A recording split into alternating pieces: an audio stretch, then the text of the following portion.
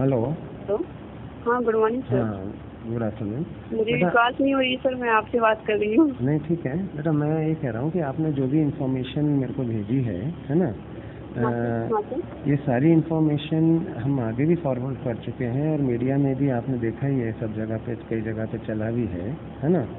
But मैं yes sir. Personally आपसे इसलिए बात करना चाह रहा था ताकि मैं क्या स्टूडेंट्स की बात पे बिलीव करता हूँ। अगर आप मुझसे अपने मुंह से अपनी ज़बान से बात कर देंगे कि ये सब बातें सही हैं, है ना, और ये जो अभी हम बात कर रहे हैं ना, ये भी मैं उसमें कवर में डालूंगा ऊपर, ठीक है।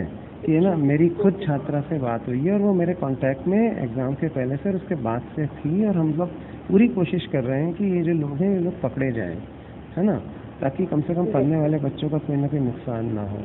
तो आप मुझे 2 या 3 शब्दों में खुद ही बता दें, वर्ड सेंटेंसेस में, कि एग्जैक्टली क्या हुआ था। एग्जैक्टली ये हुआ था सर कि मैं जो है यहाँ रहती हूँ पटना में, तो मेरे पास मुझे एक फीमेल रूममेट की जरूरत है। तो उसके थ्रू जो है उसने मेरे को कॉल उसके लिए शायद उसको अपनी सिस्टर को रखना था मेरे रूम में, तो उसने मेरे को कॉल किया। और एक बात हुई थी, जब वो अलग से हम लोग और ऐड डालते हैं तो जो हम लोगों को रूम का या फिर कहीं का भी फोटो डालना होता है, तो मैंने फोटो जो डाला था तो गलती से मेरे टेबल पे जो है मेडिकल की बुक रखी हुई थी, यानी जो भी नीट वगैरह की, तो शायद उसकी उससे नज़र पड़ी थी या फिर क्या था मेरे को नहीं पता। तो उसने मेरे को कॉल किया। उसके बाद कॉल किया तो उसने बताया कि मेरी सिस्टर रहना चाहती है, इतना हुआ। उसके बाद फिर मैंने कहा कि ठीक है, अगर रहना चाहती है तो उसको बोलिएगा कि आकर मेरे से मिल ले। इतना होने के बाद उसने कहा कि ठीक है, मैं आपको 1-2 दिन में बताता हूँ। उसके बाद उसने कॉल किया मेरे को कि ऐसा है, वो जो है कहीं और रहेगी। बोला ठीक है, चलो भाई, कोई बात नहीं। उसके बाद फिर मेरे को उसने उसने शायद किताब देखा था मेरा या फिर क्या था नहीं पता, मैं समझ गया। लेकिन वो आप एक दो बातें में हाँ, वो बाकी तो आपके ऑडियो में है सारी बातें जो आपने पहले भी भेजी थी। तो बस इतना ही इसने मेरे से जानना चाहा कि सेटिंग वगैरह के बारे में। उसने जो है मेरे को कन्विंस करने के लिए उसने मेरे को एक दो बातें जो आपको लगती हैं, भले ही वो अपन उसे इस्टेब्लिश ना कर पाए या ना हो, लेकिन आपको क्या लगता है कि जो आपका पर्सनल मत क्या है कि ये जो 8-10 जो एडमिट कार्ड्स भी हमारे पास पहुँचे हैं, जिन बच्चों की अच्छी रैंक आने की भी पूरी उम्मीद है टॉप 100-200 में, क्या वो लोग अपना काम कराने में सफल हो गए? Yes sir. मैं और सबसे पहली बात मैं सर एक सबसे बड़ी बात बताना चाहूँगी, उन लोगों का मकसद ये नहीं रहता है सर कि उन लोगों को रैंक लाना होता है। उन लोगों का मकसद सिर्फ इतना होता है कि उन लोगों का किसी गवर्नमेंट कॉलेज में एडमिशन हो जाए।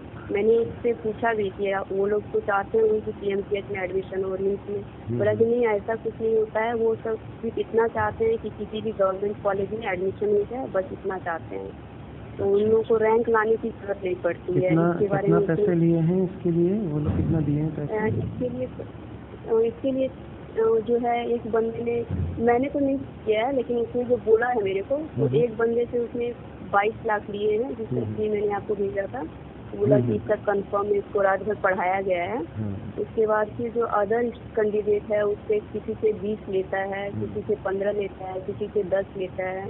तो इसी तरह से वो उसने बताया कि इतना ही। अच्छा, दूसरी बात एक मैं ये जानना चाह रहा था कि ये तो एक बात हुई कि ना चीटिंग हुई है, और कुछ लोग जो है एडमिट कार्ड पे वो जो अपन ने कोडिंग वाला सिस्टम आपने बताया था, उस सिस्टम के थ्रू उन लोगों ने ये सब किया है ना। लेकिन दूसरी बात ये है कि पेपर भी लीक हुआ है। क्या ये बात आपको क्या लगता है, पेपर लीक हुआ है? हाँ सर, वो इसलिए पेपर मैं बता रही हूँ सर, क्योंकि जब मेरे को सुबह ही मेरे को कॉल किया था उसने, जब वो एक लड़का पकड़ाया था, संजीव सिंह का जो ग्रुप का था, वो लड़का जब पकड़ाया था तो न्यूज में कहीं भी पता नहीं था, लेकिन उस लड़के ने मेरे को कॉल किया और बोला क्या एक लड़का पकड़ाया है, तो आप एक काम कीजिएगा, आपके व्हाट्सएप पे जो मैंने एडमिट कार्ड वगैरह भेजा है सारा कुछ डिलीट कर दीजिएगा, आपसे जो बात वगैरह हुई है सारा कुछ डिलीट कर दीजिएगा, कुछ मोबाइल लेकर मत जाइएगा सेंटर पे। तो मैंने उसको कहा कि हाँ, मैंने डिलीट मार दिया है। उसके बाद फिर मैं एग्जाम देने चली गई। उसके बाद उधर से जब लौट के मैं आई तो मैंने देखा न्यूज वगैरह में आ रहा है कि पेपर लीक करने की कोशिश की गई थी। ठीक है, तो फिर मैंने हाँ, फिर मैंने उससे दोबारा बात किया कि आप तो बोल रहे हैं कि पटना में पेपर लीक हो गया, तब तो आपका कैंसिल हो गया सारा कुछ। उसने कहा कि नहीं, हम लोगों का जो ग्रुप था वो अलग था, हम लोगों का ग्रुप कोलकाता से था।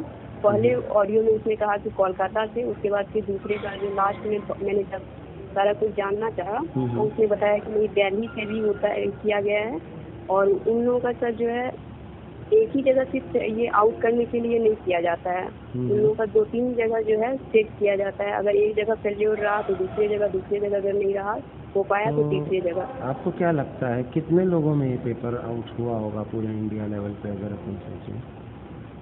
सर मैंने उनसे जानना तो चाहा था कि आपने सुना भी होगा, और मैंने उससे जानना चाहा कि आप लोग कितने लोग हैं काम करते हैं, तो उसने खुद ही कहा कि हम लोग सिर्फ एक ही तो नहीं होते हैं, अगर एक ही नहीं होते हैं, इस तरह का बहुत सारा ग्रुप रहता है। तो मैंने उससे पूछा भी कि जैसे आपके संजीव के ग्रुप में कितने लोग रहते हैं उनके अंडर, तो उसने कहा कि ऐसे तो एग्जैक्ट नहीं बताया, लेकिन लगा कि हाँ 5-6, एक ग्रुप में 5-6 रहते होंगे उसके अंडर में। उसके बाद इसका जो है धर्मेंद्र कुमार, इसके अंदर भी मैंने जानना चाहा कि कितने आपके अंदर जो है उनके अंदर कितने लोग रहते हैं, सिर्फ आप ही रहते हैं या फिर और भी लोग रहते हैं? बोले नहीं, सब सारे कोई जो है अलग अलग रहते हैं, कोई 5 बंदा देता है, कोई 6 बंदा देता है, इसी तरह से ये सारे जो है वो कलेक्ट करते हैं सभी अलग अलग तरीके से। अच्छा, ये जो तो इसमें सेंटर सुपरिंटेंडेंट का इन्वॉल्वमेंट के बारे में कुछ बात करी थी? हाँ सर, बात तो हुई है। यस सर, वो जो है उसने जो है बात किया है कि जैसे जो है इसके बारे में कि अगर जो चेकिंग होती है वो कहाँ से होती है, कैसे होती है। बैंक से जो आता है तो जब सेंटर ये जाते हैं तो उनका इन्वॉल्वमेंट रहता है, वो 10 से 15 लाख रुपए लेते हैं उससे, उसके बाद फिर वहीं से किसी बहाने से। और ये जो नेक्सस है ये सीबीएसई तक ऊपर तक है क्या, जो सीबीएसई मेन? हाँ सर, मैंने उसके बारे में भी लास्ट वीडियो ऑडियो में अपने सुना होगा, तो उसने कहा, मैंने जानना चाहा कि सीबीएसई कहाँ तक इन्वॉल्व रहती है इसमें। तो उसने पहले तो कहा कि सीबीएसई का इसे कोई हाथ नहीं रहता है, तो मेरे को भी लगा चलो कोई बात नहीं, सीबीएसई का हाथ नहीं रहता है। उसके बाद उसने कहा कि नहीं, सीबीएसई का तो कोई हाथ नहीं रहता है, लेकिन उसके नीचे लेवल पे जो रहते हैं उन लोगों का हाथ रहता है, या तो सेंटर से कहाँ किनका हाथ रहता है? जो सीबीएसई के नीचे रहते हैं उनका हाथ रहता है। अच्छा। उसके बाद सेकंड में जो है जहाँ पे आपका एग्जामिनेशन सेंटर आता है, सेंटर के लोग मैनेज होते हैं। हाँ, सेंटर के लोग जो है वो मिले होते हैं, 10 से 15 लाख रुपए लेते हैं। उसके बाद उस क्वेश्चन को जो है आराम से इनको प्रोवाइड करवा देते हैं, या तो सेंटर से प्रोवाइड कराते हैं 1-2 घंटे पहले, या फिर जो है वैन से जो लाया जाता है बैंक से। हमारे पटना में 2 जगह आया था क्वेश्चन पेपर, तो दोनों जगह में एक जगह तो पकड़ा गया, उसके बाद दूसरी जगह नहीं पकड़ाया था, तो वो आराम से चली गई। तो वही उसने बताया कि कैसे कैसे वैन से लाया जाता है, ये सारा कुछ बताया कि चाय पीने के लिए रुकते हैं कुछ देर के लिए, उसके बाद 1 मिनट में 2 मिनट में जो है वो एक डब्बा रखते हैं बॉक्स टाइप का, उसके बाद उस बॉक्स को बदलते हैं क्वेश्चन पेपर से, उसी सेम बॉक्स को हटाते हैं, उसके बाद तुरंत ही वो काम तुरंत ही करना होता है, क्योंकि किसी का नज़र नहीं पड़ना चाहिए। तो वो 1 से 2 मिनट में या फिर उससे भी कम टाइम में चाय पीने के बहाने चाहे किसी भी काम से रुकते, गाड़ी रोकती है, उसके बाद फिर तुरंत वो काम कर दिया जाता है। जैसा कि तुमने मुझे बताया था, और पहले भी और भी, मैं नाम नहीं लेता हूँ अपने हेल्पर्स का, तो उनमें कुछ और एक लड़के ने और कुछ लोगों ने भी मुझे बताया था। हमने 5 तारीख को भी इस पर काम किया था, और 6 तारीख को सीबीएसई को ईमेल भी कर दिया था कि इस तरह से ये सब होने वाला है ना। मैंने उसके कुछ स्क्रीनशॉट्स तुम्हें भी भेजे थे व्हाट्सएप पे। हाँ सर, मैंने देखा ना। तो हमारा काम एग्जाम होने से पहले से ही चल रहा है, लेकिन बेटा हम लोगों का कोशिश यही रहती है कि इतने बड़े लेवल पे जो एग्जाम हो रहा है ना, ये दोबारा ना कराना पड़े और जितने भी चीटर्स हैं वो पकड़ जाए।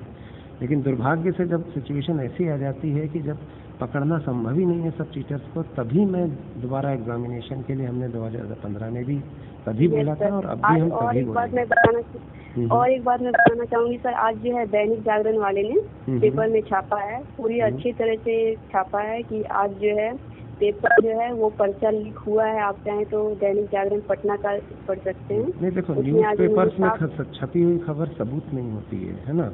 हमें वो सबूत चाहिए जो हम सीबीआई, गवर्नमेंट ऑफ इंडिया और सीबीएसई के सामने रख सकें कि भाई इस लेवल पे पेपर लीक हुआ है। हमारी आपसे गुजारिश है कि एक एक चीटर को आप पकड़ लीजिए, और जो बेचारे बच्चे साल भर पढ़े हैं, है ना, उनको दोबारा स्ट्रेस में मत डालिए एग्जाम दिलाने के। ये हमारा प्रथम प्रयास यही रहता है और हम यही चाहते हैं। और जहाँ तक हो सकेगा मैं आज भी, जब तक आपके दावों की मैं पुष्टि नहीं कर रहा हूँ, है ना, लेकिन मेरा प्रयास यही कि सत्य सामने आए, और सच के लिए फिर जो भी करना होगा हम करेंगे। अगर सब चीटर, अगर कुछ नहीं हुआ है तो बहुत अच्छी बात है, कुछ हुआ है तो उसे ठीक किया जाए, और अगर सब कुछ ही खराब हो गया है तो एग्ज़ाम भी दोबारा कराया जाए। हम हर स्तर तक जाएंगे, लेकिन स्टेप बाय स्टेप, है ना। और मेरी भी आपसे यही एक रिक्वेस्ट है कि अब आप पूरे कंसंट्रेशन के साथ अपने एम्स के एग्ज़ाम की तैयारी के लिए जुट जाइए, और बाकी सब हम पे छोड़ दीजिए। हम सब गुरु हैं, गुरु पिता समान होते हैं, और वैसे भी इन्वेस्टिगेशन अथॉरिटी तक हम बात पहुंचा देंगे, और जितना भी हो सकेगा हम लोग इस मामले को आगे बढ़ाते हुए आप सबके साथ आप सबके साथ जो भी न्याय है वो करवाएंगे जहाँ तक हो सकेगा, है ना। तो आप निश्चिंत रहिए, बिल्कुल चिंता मत कीजिए, है ना। और कोई भी बात हो तो आप मेरे से कांटेक्ट में हैं ही, बहुत पहले से हैं, अभी भी हैं, और आप मुझे व्हाट्सएप करके बता दीजिएगा या कॉल कर लीजिएगा, है ना। और बिल्कुल शांति से किसी से जिक्र मत करना अपने बारे में, अपनी आइडेंटिटी के बारे में। नहीं सर, मैं वो तो मैंने शुरुआत से ही कहीं जिक्र नहीं किया है, किसी को भी नहीं कुछ बताया। हाँ। यस सर, ठीक है। और पटना में तो खैर अभी बहुत ये लेबर पे छप रहा है, पेपर वगैरह में, मीडिया वो तो छपने। अब आगे का काम हमारा, आपने बहुत बहादुर बच्ची हो, आपने बहुत अच्छा काम किया है ना। अब इसमें इसकी पड़ताल, इसमें सत्य पूरी बातें जानकारी हम लोग आगे देख लेंगे, आप अथॉरिटीज़ भी देख लेंगे, सोशल मीडिया में सब कुछ है ना, और पहुंच जाएगा सही जगह तक। आप उसकी चिंता मत कीजिए, आप अपनी पढ़ाई पे वापस से जुट जाइए, है ना। और कोई भी समस्या हो, कोई भी दिक्कत हो तो आप सर को बताइए अपने, है ना, हमें बताइए, ठीक है। Wish you all the best. Okay, thank you sir. God bless you. Okay, thank you. विश्वास नहीं हो रहा है कि आपसे बात हुई है। नहीं, बिल्कुल हुई है, क्यों नहीं। आप सब स्टूडेंट्स हैं, और हम लोग टीचर स्टूडेंट में तो डायरेक्ट इंटरेक्शन होना चाहिए, है ना, तभी तो। ठीक है, चलो, good luck, all the best. Okay, thank you sir. Okay, good day sir.